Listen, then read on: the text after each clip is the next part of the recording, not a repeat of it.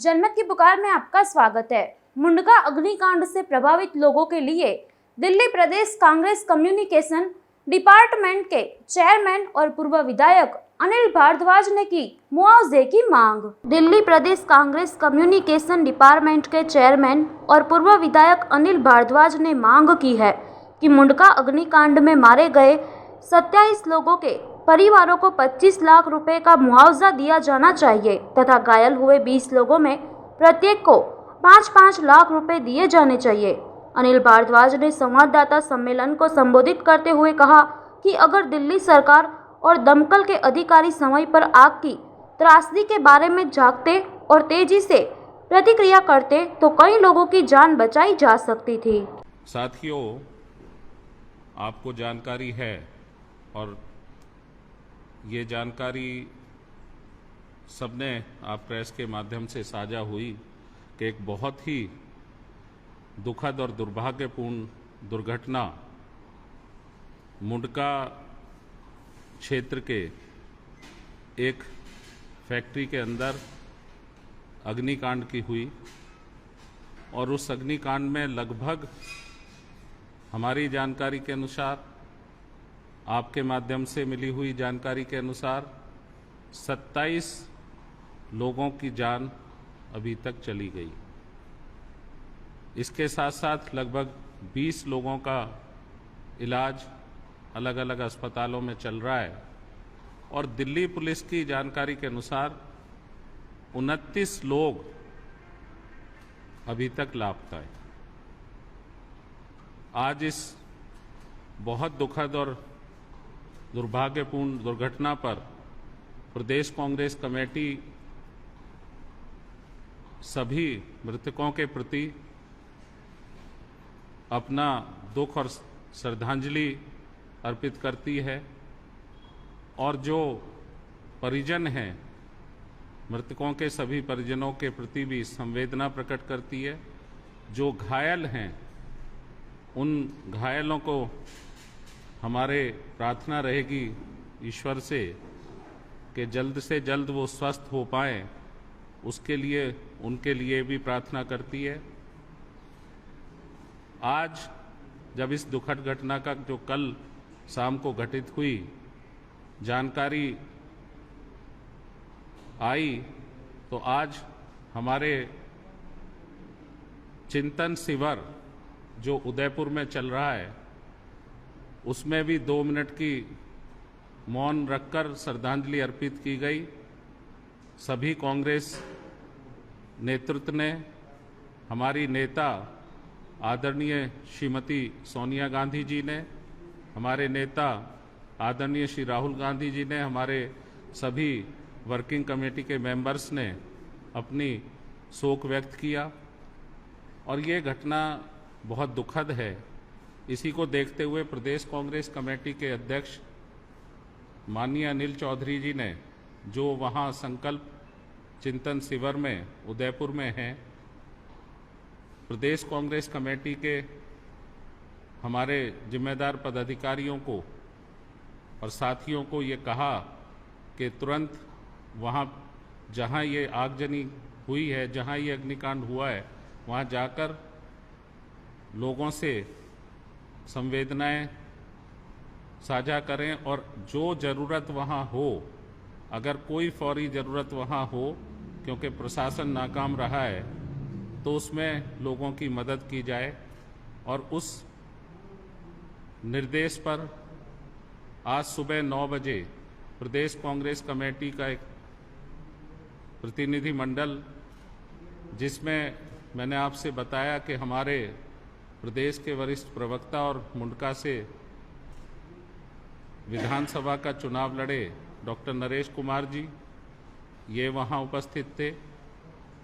हमारे प्रदेश कांग्रेस कमेटी के सम्मानित उपाध्यक्ष और पूर्व विधायक भाई जयकिशन जी वहाँ थे। हमारे उस जिले के अध्यक्ष भाई सुरेंद्र कुमार जी और नजफगढ़ जिले के अध्यक्ष जो वहाँ से साथ लगता है श्री सतबीर शर्मा जी अपने साथियों के साथ वहाँ रहे।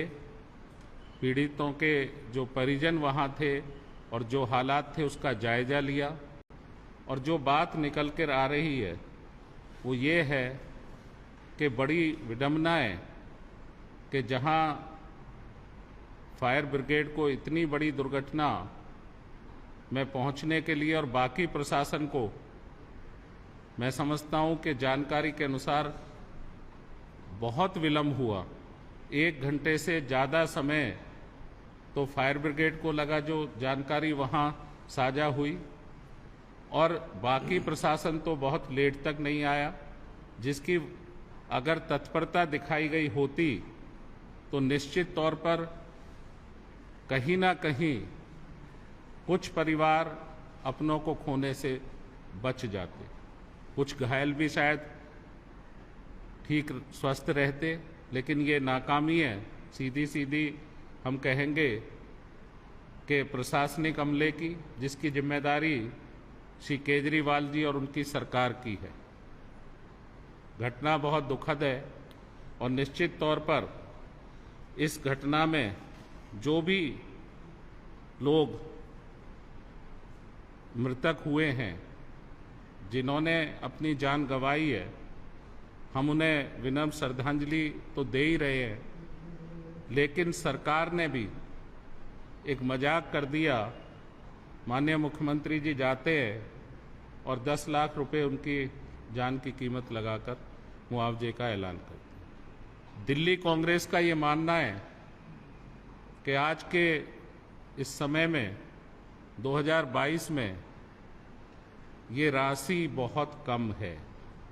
जिन परिजनों को आश्रित हैं, जो परिजन उन पर जो वहाँ काम कर रहे थे, जो वहाँ वर्कर थे, चाहे वो पुरुष थे चाहे महिलाएं थीं, उनका घर परिवार उन पर आश्रित था, उनके बच्चे, उनका परिवार किस हालात में होगा, क्या 10 लाख रुपए में उनके ऐसी कठिन परिस्थिति में उनका कुछ मदद होगी?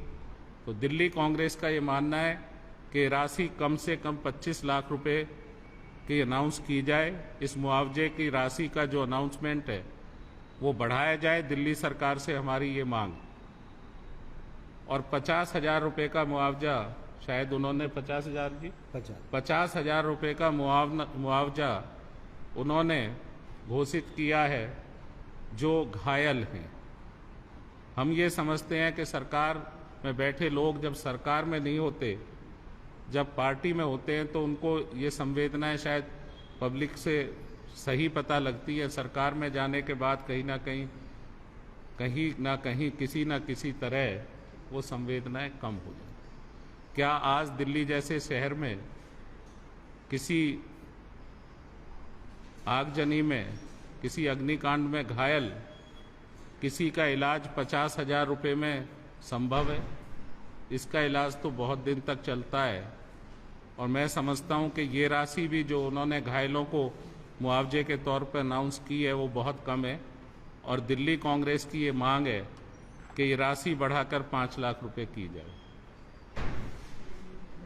हम ये समझते हैं कि जिस तरह जिन लोगों की जान गई उसकी कोई कीमत नहीं होती, लेकिन सरकार को ऐसा भी नहीं करना चाहिए कि उनके जान को उनके परिजन कम से कम कुछ ना कुछ राहत महसूस करें, घायलों के भी परिजन कुछ राहत महसूस करें। तो ये राशि जो हमने मांग की है उसी के तहत की है। हमारा ये मानना है कि भविष्य में इस तरह की दुर्घटनाओं को, दुखद घटनाओं को रोकने की जिम्मेदारी भी सरकार और प्रशासन की है। एक तो बड़ी बात है कि 29 लोग अब भी लापता है, ये बहुत बड़ा खालीपन है। कहीं ना कहीं सरकार को इस बात को समझना चाहिए कि जिनके परिजन वहां सड़क पर अभी भी ये नहीं तय हो पा रहा, ये तो वही स्थिति हो गई जैसे कोविड के दौरान इन सरकारों का चला था दोनों का। जल्दी से जल्दी उनको ढूंढा जाए, किस तरह से क्या जिस तरह एक्ट हुआ प्रशासन का, वो निश्चित तौर पर इस दुखद घटना में वो मदद सही समय पे नहीं कर पाए। उससे बेहतर मदद तो हम कहेंगे कि हमारे जो मुंडका गांव की जो ग्राम सभा समिति थी, जिसके श्री संजीव लाकड़ा जी सेक्रेटरी है और उनके साथी लगभग 200 लड़कों का, नौजवानों का वो ग्रुप है, उसने 4:05 पे, उनका कहना है कि 4 बजे वो लोग पहुंच गए थे। उन्होंने प्रबंध किया कुछ सीढ़ियों का, कुछ जगह से कांच तोड़े क्योंकि वहां से निकलने का रास्ता नहीं था। जब वो बयान कर रहे थे अपना दर्द, डॉक्टर साहब वहां थे, उन्होंने जिस तरह से बताया कि प्रशासन से इतनी देर तक कोई मदद नहीं आई, उन नौजवानों ने हिम्मत दिखाकर इतने भीषण अग्निकांड में अपनी जान पे खेलकर काफ़ी बड़ी संख्या में लोगों को बचाया, घायल होने से भी और शायद मृत्यु से भी। उन नौजवानों को, जो उस ग्रामीण क्षेत्र की मुंडका ग्राम सभा के नौजवान साथी हैं, दिल्ली कांग्रेस उनको सल्यूट करती है। निश्चित तौर पे ऐसे समय में, ऐसे कठिन समय में, ऐसी दुर्घटना में उनसे एक प्रेरणा हमारे दिल्ली के बाकी नौजवानों को और देश के नौजवानों को भी मिलती है कि किस तरह से एक टीम वर्क के रूप में, एक सामाजिक दायित्व के रूप में जो उन्होंने निभाया, वो निश्चित तौर पर उसके लिए हम उनको बहुत बहुत साधुवाद देते हैं। और निश्चित तौर पर उनकी ये गंभीर प्रयासों से बहुत सारी जानें और बहुत सारे घायल होने से लोग बचे। साथ ही साथ हमारी ये मांग है दिल्ली की सरकार से कि इस तरह के नौजवानों के रास्ते पर और भी एनजीओ और भी ग्राम समितियां और दूसरे साथी प्रोत्साहित हों और कहीं ना कहीं उनको भी ये प्रेरणा मिले, तो इन नौजवानों की जो ग्राम सभा या समिति है उसको भी पुरस्कृत किया जाए और एक अमाउंट से और उनको प्रशस्ति पत्र देकर निश्चित तौर पे उनका हौसला बढ़ाया जाए। ऐसा भी दिल्ली कांग्रेस अपने इसमें मांग कर। मैं इससे पहले कि डॉक्टर साहब से कहूं, जो इन्होंने और वर्णन वहां जो हालात देखे उस पर आपसे चर्चा करें, एक और विषय पे मैं आपसे बात करना चाह रहा हूं, जो दिल्ली का आज के समय का लगातार पिछले काफ़ी दिन से मुख्य मुद्दा बना हुआ है।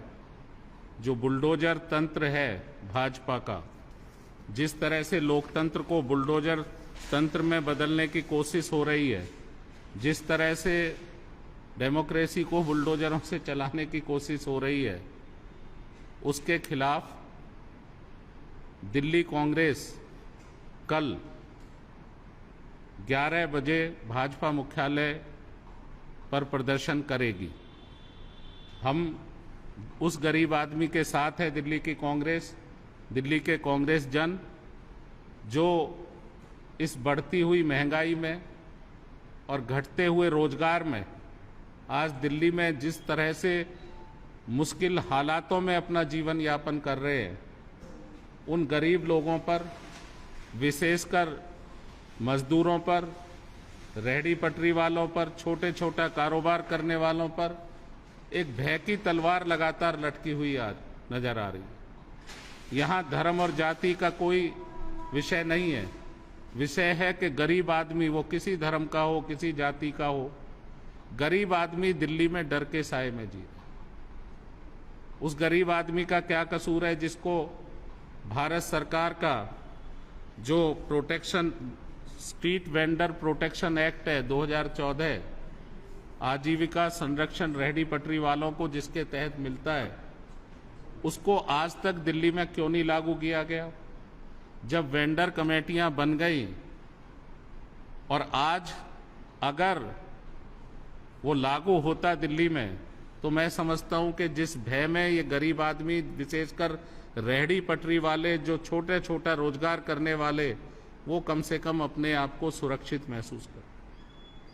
वो गरीब आदमी जिसके आशियाना पर डर लटका हुआ है, डर की तलवार लटकी हुई है, उसका क्या कसूर है? अरे भाई, कम से कम ये देखिए कि ये क्या एक दिन में, 2 दिन में, साल 2 साल में बन गए? अगर आप उसको अवैध मानते हैं, अगर उन निर्माणों को अवैध मानते हैं, तो उन अवैध निर्माणों के पीछे कौन है भाई? करवाया किसने वो अवैध निर्माण?